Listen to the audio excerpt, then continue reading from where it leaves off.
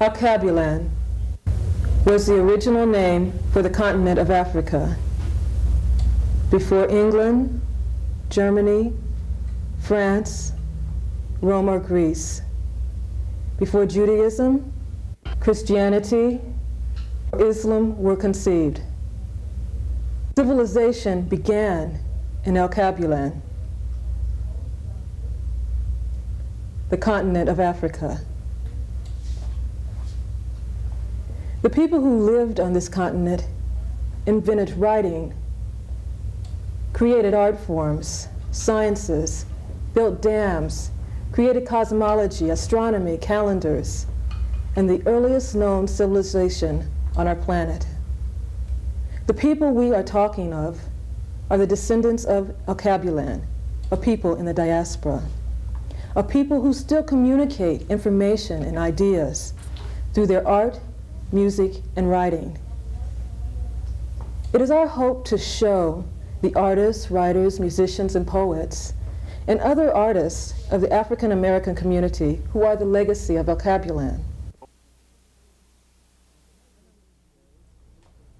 Good evening. I'm Emerson, the producer of Alkebulan, and tonight we're going to meet an artist who is an illustrator, a designer, a painter, and his name is Robert Smith.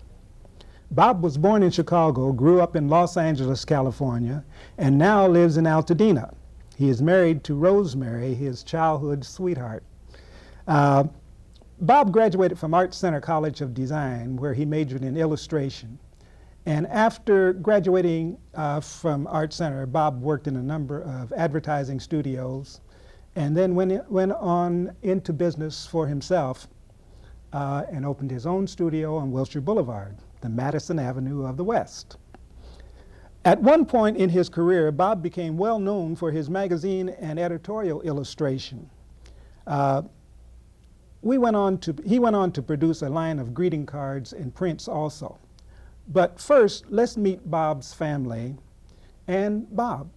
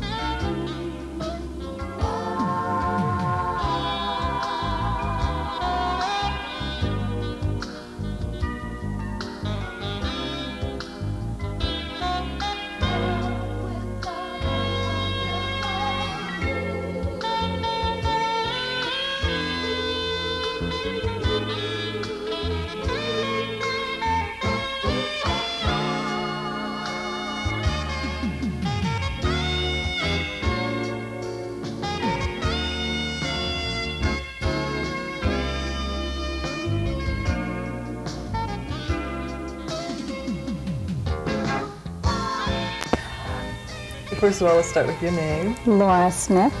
And you're Bob Smith's daughter, his oldest daughter. How did being oldest affect you as far as your father's artwork? Do you think maybe you may have gotten the major desire output from that, or? Possibly, yeah. I watched him when I was growing up and kind of piddled around, and I did do lots of little drawings and things like that when I was coming up. So watching him probably did have an effect on me. Yeah. Well, let's talk about, first of all, what your pursuits are right now. Well, right now I am teaching. I've been teaching for 9 years for LA City Schools, and I teach junior high school, and I teach art, which is a combination of what my mother does, which is a teacher, and what my father does, which is art. Why teaching as far as art goes? With me, I wanted to be able to, I always wanted to teach junior high school, and I wanted to be able to bring out the expressions that young people have, to show their own person and their own personality through art. So I moved in that direction. That expression in art can be used as far as everyday life, and do you think that your father's influence from his art may have influenced you in that direction? Oh, sure, I think so. I think art is always an expression of yourself and how you look at the world and how you look at everything. So, and that's what he did for me. When he did his drawings, I could see himself in that, and I can see how what the effect that it had on other people. When I looked at his art, I was just so totally overwhelmed by the beauty of it and everything. And I think that's what you look for. That's what I look for when I teach with the kids, to bring out that expression and help him, help the kids. All right.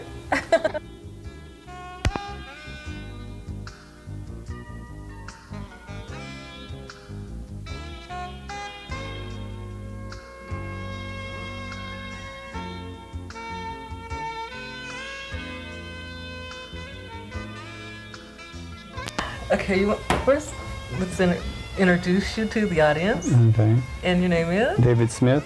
And your position in the family? I'm the only son. The only son. The only son. And you're in the lineup? Second. Second. What's your pursuits right now in life? Me? Retail management, marketing, with a concept of mass distribution. Uh-huh. How do you feel that art has had an effect on those pursuits, or has it? I was around it in other areas of my life. It has caused me to be able to produce art. But as far as me personally, it wasn't something that I did. Do you think maybe though it has like an effect on how you look at the world? No, of course.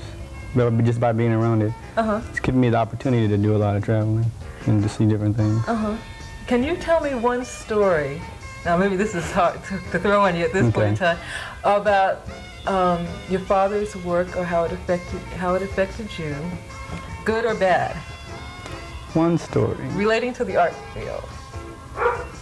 It's given me the perspective of being able to have an imagination. Because I used to write poetry. And by being with my father and seeing the things he has done, and to get that creative mind, I have some stuff that I did in that area. Jewelry, I drew a little. I would doodle. So then really it comes out in a lot of different ways for you too. Are you still in? No, just trying to make money. Okay. I'm Stacy Smith, the youngest daughter in the family. And Stacy, I understand that you are an athlete? Yeah, I play basketball for Pasadena City College. And I played at University of Arizona, and I came home to transfer to another school. Well, that's an art in itself. Yeah, it takes a lot of work. Do you see anywhere where the two combine, like art as per se, visual art and basketball? Well, it takes a lot of work, a lot of practice and interest. You gotta really like to do it, to hang in there. When things aren't going well, you gotta stick in there and try to, keep up. And hang in there and hold on to it. And not give up on things, because they're not always going to be as great as you always expect them. So then between basketball and art, you kind of learn to establish your goal and go after it. What are you going to do when you're finished with university?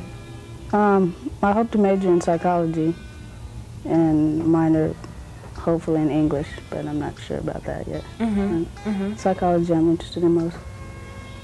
It really sounds like a lot of work again. Yeah. Dedication, and again, where the two come back into play. Yeah. Well, let me ask you, being around your father's work, growing up around it, what kind of influence has that had on you? Well, The teachers ever say, "Oh, your father's an artist. Go ask him to bring in." Yeah, they do that, and they always ask you, well, do you have any artistic ability? And I And say, expect no. it. Yeah, yeah, they do. They expect it, but I have none. He has it all. I don't know. Excellent basketball player. Yeah, stick to basketball. Meeting. I'm Rosemary Smith, Bob's wife. Yep. Second in charge. And that means in charge of. In charge of everything but the art. But everything else that keeps the art going. Yeah, I think so. Uh-huh. Yeah, the force behind the art. What was it like when you first met and you knew you were getting involved with an artist? Well, I didn't know that I was getting involved with an artist. I knew Bob worked all the time. You know, he was in art, but you know, we've been like knowing each other since we were 9 and 10. Right. And so, when I found out that Bob was really interested in art and really good at it, then I suggested that he draw for the school paper and kind of. And this is like high school? Like high school. Yeah. So he started to do that, and you know, I always thought that he should be an artist because he was good, and I felt that he was good, and so just kind of worked its way. I guess into that that. sometimes it must have been kind of seemed like the future would be uncertain. The idea of someone who was going to have art as a profession. Well, I always thought that that's what he should do, and you know, my positive nature always suggested that he would be able to do that because that was what he wanted to do, and that all he needed to do was to work as hard at it, to do as much as he could, preparing himself, and that eventually something would open up for him. So I've always thought that he should be an artist. Hi, welcome back. Now that you've met the Smith family, Lori, David, Stacy, and Rosemary, Bob's business partner and wife, that's the one who's in charge of everything. Let's go back to Bob's studio and listen in on a conversation between our Alkebulan hosts, Gloria Mashunga Roberts. And while you're doing that, I've got a little job on the drawing board back here that I got to finish up. So I'll see you when you come back, okay?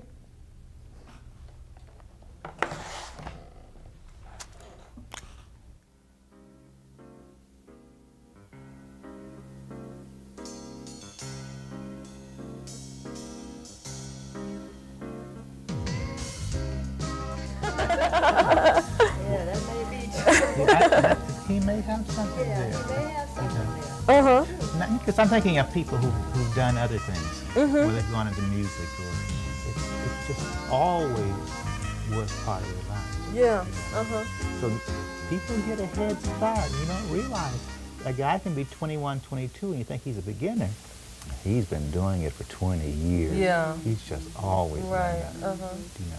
And I guess a lot of it is that thing that nobody else can get the fire started, and it's your interest that whatever area it's in, that you leads you and you don't lead it. You can't make someone interested in what it is. You can't say, if you go do this, A, B, C, and D, you're going to get A, B, C, and D, but... Well, I think they can do it to a degree, but it misses the fire. At Art Center, I realized that they were able to teach people how to draw. But there's an element that has to come into it, that you put into it, that gives it its special character. And I think with the passing of the years, that it's the love that you have for doing what you do, that you put into the artwork, and that comes out. And that's what people get. It's not really the artwork. It is the feeling they get from the artwork. That other people who are looking at it. Yeah, that the audience gets, which the artist has put into the artwork. Well, let's talk about the room a little bit, like we were talking about when we came down here. I mean, the windows, being able to have the outside come in and... Very important to me. You spend so much time in a room by yourself, closed off from everything outside, that I needed a room that gave me some of the outside, gave me lots of light. And of course, I think it has a psychological value from being a kid. When I go by my grandmother's house, and she had lots of light coming in the house. So it's always, the light has always represented a kind of comfort. It's a soothing place to be when you're inside and the lights come in. And then you were saying too that, you know, that being able to observe what's going on in the world, Yeah. could that be reflective in your work? Yes, I think in the work, whenever the chance comes, I attempt to tie in nature with human beings. I think that it's a material aspect of our world that we combine with a spiritual aspect of being a particular person or in a particular frame of mind. And I like to blend the two of them. And the spiritual and the material, like you were speaking of, bees chasing butterflies and birds chasing cats. Well, it looks very quiet around here, but with that kind of thing, watching the butterflies, watching the birds, every day you get to know who lives in this area, what cats belong here, which dogs belong here. The yard is open so that people can kind of walk through, not people, but animals. And all the other things that live in the... You become intimately aware of the little peculiar characteristics they have. And maybe that's one of the things that observers of your work can identify again with. Maybe not necessarily the thing that they can say or things that they know, but things that you bring to them. Is that possible? Well, you know, the idea that everyone thinks, well, cats chase birds, not birds chase cats, but to look closer. Yeah, look a little bit more than just the surface of things. Try to look a little bit deeper and see some of the other things that are going on. I do try to do that in the work. It's like giving the audience, giving the person who's viewing the artwork, if he stays with the artwork a little bit longer, let's give him something extra that he sees that he might not see when he first looked at it. And if he stays a little bit longer, give that person something too. So I try to keep things going that they see in stages. It's much like working in the studio here and looking out. You do get a view, but if you look a little bit longer, you get another view. And if you look a little bit longer, you get another view. How long can I hold your attention? And to that degree, I'm going to give you something for your time. And it gives a drawing a lot of fun, a lot of fun. Well, I see you're back. I said earlier in the show that Bob was producing his own line of greeting cards and reproduction prints. And we thought you might like to see where the art is turned into prints and reproduction cards. Overland Printers produces some of the finest reproduction prints in the country. And we'll see some of those people who work there. And in the vernacular of the people in the street, they be jamming. Check you out later. Slums? Yeah. You know, and looking back, I don't know how skillfully done they were. I'd like to see them now after 40 some odd years, just to see, well, how much skill did you have in 1948, 1949? Well, you know, I think in reality, the thing is, you were painting what you wanted to do. You were doing something that you wanted to do, and what you felt art was at the time. And that's the important thing, you know. I think that's what happens when you go into commercial stuff like you and I have done. You know, you get to the place where if you don't get paid for it, you don't do it, right? That's right. And then when you start trying to make art that other people want you to paint. In fact, the definition of what I'm doing never existed prior to doing it. It was taken step by step by step. Some of the experiences that you had when you were doing it were very encouraging too. But none of them help you to do what you're through. You take a look at it and you have to determine what is the statement you really made now. And is that statement sane and acceptable to large numbers of people? what is the statement they get out of that? And, you know, and you just kind of work back and forth between what you're trying to say and what people are getting from you. And sometimes they match and sometimes they don't match. You know. But it comes out of you, but it is not you. I think, you know, in with the advertising jobs, of course, they aren't going to attend to that kind of thinking at all.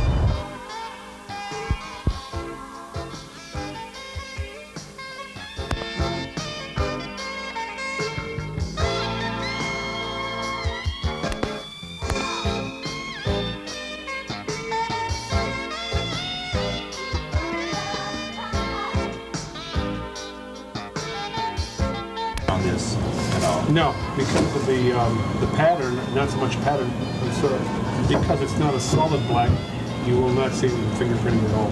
You won't, it's not necessary to varnish as well. You save money that way. We should be able to put a test run together for you within about 2.5 weeks. That sounds fine. Are you going to do any more of these particular things? Yeah, I'll go get it. Because if you do, we can even put cards on the same sheet. It'll save you some money that way. If you decide to do something that way. Okay?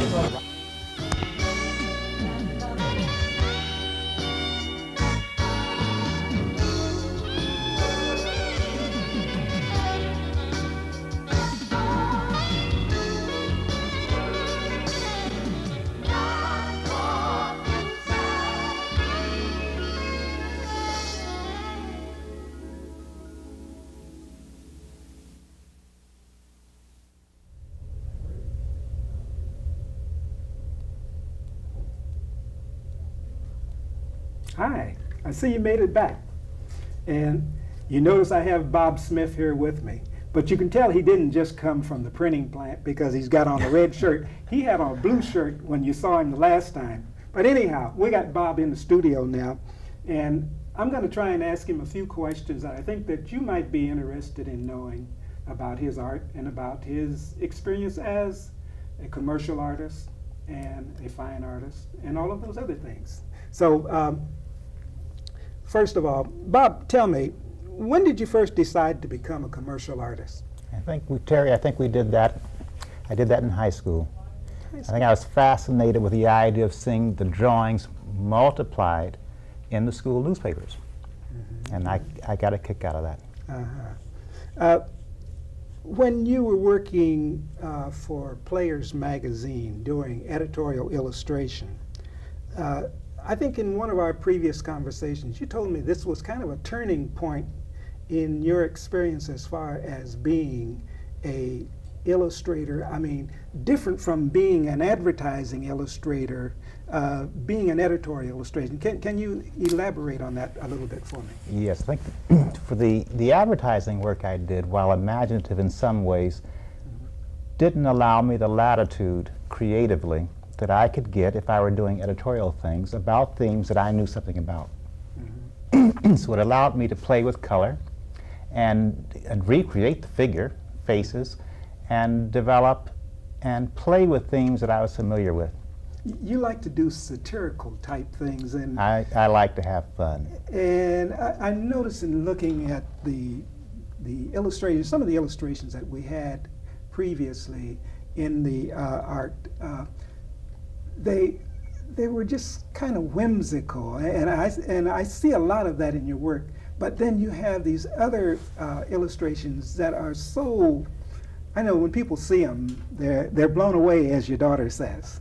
But let me move on, because we don't have a whole hell of a lot of time. What kind of advice would you give to people who might be interested in becoming commercial artists? To get good training, good schooling. Such as? A lot of practice. A lot of practice. And I think that one needs to be familiar with their own uniqueness, so that they can make a statement about their experiences in life and their feelings and their attitudes in the artwork that they do. I think that's an important part. Well, now, we have down here in front of us, we have some of the boxes and things that are just beautiful pieces, you know, and these are these something new that you're doing? Yes, I was looking for something that I could use the artwork on It's a ceramic tile, as is a it? gift item. So we did a ceramic tile and hand-worked oak boxes with a velvet lining. Then we did about 5 different designs, taking some of the drawings I had done that could be used for this purpose. Those are nice. Those are really beautiful. And these greeting cards, that's fantastic. Is this a new line that you're doing? Yes, yes. We started that line out last Christmas, and this will be our 2nd year. This is wow. Santa Claus is spraying everything black. These are some nice cards. I tell you, there's a lot of things. There's so many questions that I would really like to ask of Bob. And I know we don't have the time. We only have about a couple of minutes left. And tell me, Bob, well, who are some of the people that influenced you in your art? The most predominating influence came from Charlie White. Yeah. Because I could see myself and my friends and my neighbors, and I liked the feeling that he did. But there was also Jay Jackson and E. Sims Campbell that influenced me. That's where the satirical cartoon, kind of cartoon, you don't really cartoon because your things are so much more than cartoon. They're illustrative caricatures. I can't even say the word, but anyhow, they're very illustrative type cartoons, aren't they? Well, they poke fun at a lot of different things that exist in fact. So I kind of distort them. I just distort the issues like I distort the people. Yeah. Tell me something, Bob. What are your future plans in 1 minute? Well, I'd like to see the cards out in the general market more. I'd like to see a broader line of cards. I'd like to be in all occasion cards. I'd like to do stationery, the variety of things I'd like to do that take into account the use of this culture reflected in a design way so that people see themselves more. And I think put to a more practical utilitarian use. That's what I'd like to do. I see. Well, as I said before, there's so many questions that I could ask, and there just isn't enough time. So for tonight, I want to thank you for being here. And I would also like to thank Nolan Smith, who was the composer of the music for our program, and also the performer. Nolan Smith, Bob Smith, they're not related, but they're both Smiths, you know. So I also want to thank the crew of PCAC because I think these guys have done just a tremendous job. And so I guess we'll catch you later.